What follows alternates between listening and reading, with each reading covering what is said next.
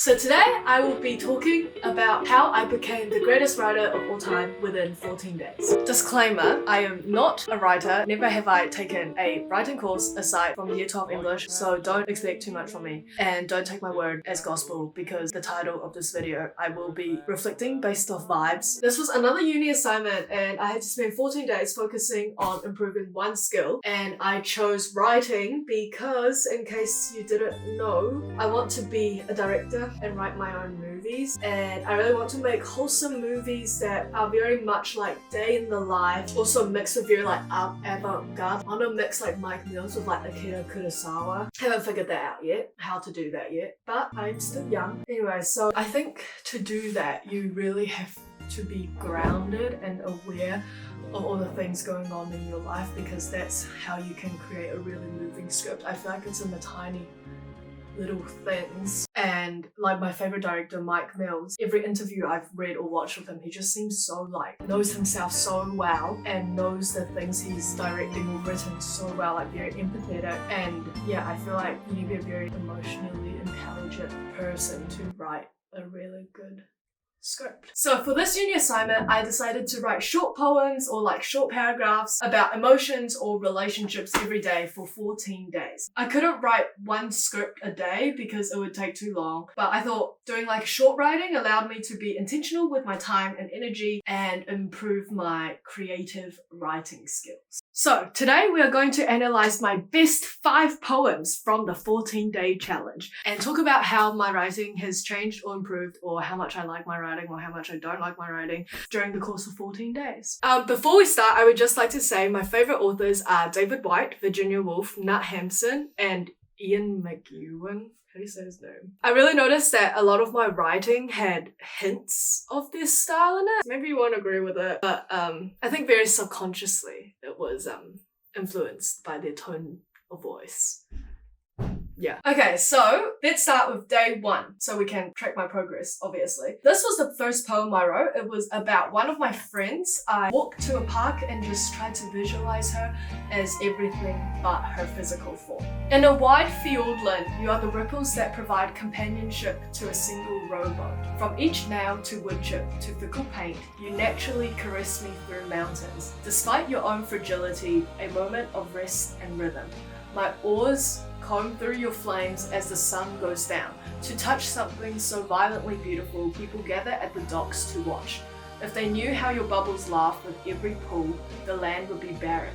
But for now, the days just get longer and warmer when it's just the two of us. So I thought this was not bad as my starting poem. I think I definitely told more than I showed and over-described things. Like, I really lathered on the adjectives. I also found myself searching for adjectives more than realizing that people can feel those adjectives in other ways. For example, looking back on it now, I think I could have written, "You are the ripples that cradle a single rowboat." Instantly shorter, simpler, but still effective. So after this poem, I kept writing about friends because I liked appreciating how I felt for them and also understanding our relationship more. And I think understanding relationships is a big part of screenwriting. Here's the poem I wrote about another person 4 days later. I like watching where you place your cup on the table so I can decide where to put mine.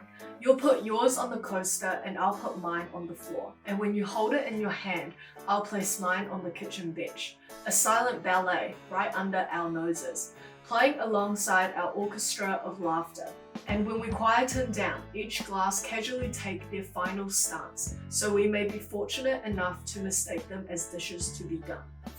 Even a few days after writing these poems, it actually already did feel more of like a flow state. It came more naturally and I felt really good after writing each one. I did notice that I have a very specific approach to writing poetry. So I would feel an emotion from the week or a situation or event, and then I would go and sit outside or go on a walk thinking about it portrayed in everything but the actual thing I'm writing about. I wanted to make associations between things I love and things people often experience in their everyday life. I think at that moment, my poems were still quite cliche though and very janky. It also felt really kind of try hard. So on the 8th day, instead of a poem, I kind of wrote like this paragraph thing. This is what it was. I know my hand looks for others to forget why it's empty, and that my mouth dramatizes my speech to change the shape of my face. I also know if I shamelessly beg and whine for company, then I can pretend I have no other misery to dissect, that my grief can be thrown around like an inflatable beach ball. I really liked the line about an inflatable beach ball. I thought that was a really good example where people can feel the vibe without me having to use an adjective. Like, I could have said that my grief is shallow and wavering, but it's more interesting saying inflatable beach ball. As the 14-day challenge went on, I also noticed that little sentences would just come to me while I'm in the middle of doing something. Like, I didn't have to sit down and think about it. Like, for example, I had a shower the other day and I just thought, you were like the first cold water from a shower. I knew to wait. Obviously not that profound or great and kind of cringy, but I thought it was nice that I could be inspired by a shower. And then there was another day that I was walking back to my flat from uni and I was watching people cross four-ways at like the traffic lights, and I suddenly thought, if not a thing in the world is mine to keep, then what is life if not to be happy? And again, kind of like cliche, but it felt good to just have these random things pop into my head. After my 8th poem, I tried to write some more lengthier writings because I really enjoyed it. This one I wrote very quickly after my friend dropped me off at my flat. While I was in the car, I had a sudden thought that was like, when I'm with you, I feel like lampposts are stars. So actually, I don't want to read the entire thing because it's too long, so I'll just read my favorite parts. That night, while you let the steering wheel glide through your fingers, I stared out the window and confused lampposts for satellites trailing after one another. My legs were turned away, prepared to open and shut the car door and watch you drive away with our memory of the beach. That was my favorite part. And then there's this other part where I talk about like thinking back, comparing it to like a family trip. So I said, I thought about 2008 when I was too small to sit in the front, so my mum takes my seat. Your body is replaced with my dad's and my sister is beside me in the back. We drove on the same motorway then as tonight, but on different asphalts.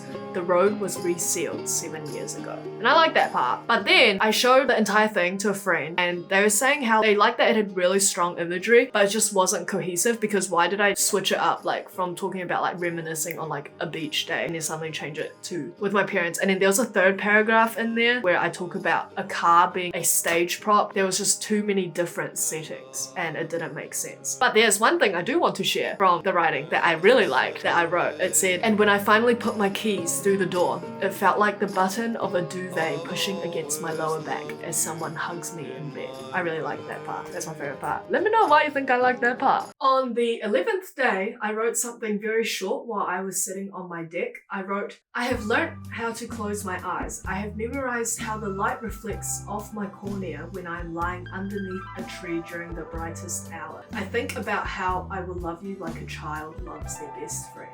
From my opinion, that's probably one of my favorite things that I've ever written, but then I showed it to my friend and she actually didn't like it that much. She said it didn't have very strong imagery and it felt disconnected. The last sentence about like a child loving someone like their best friend, how did that link to sitting under a tree during the brightest hour? But I was experiencing that and that was what I felt, so I like it.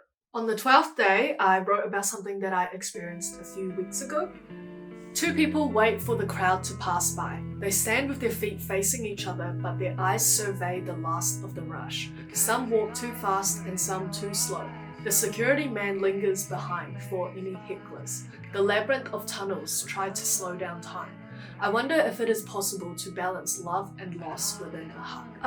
I think this writing compared to my day one writing is objectively a lot better, but based on what scale? I don't know. I just feel like it is. It sounds more like something a real writer would write maybe, but everyone likes different things. There are objectively good poems that follow literature rules, but I feel like being able to convey emotion is more important to me. But then again, I'm not going to write a poetry book. I just want to be able to write things that make people feel stuff. But yeah, if I could do both, I would do both. On my last day, I wrote, your palms planted the seed of wings into my shoulders, and your fingers told the feathers which direction to grow.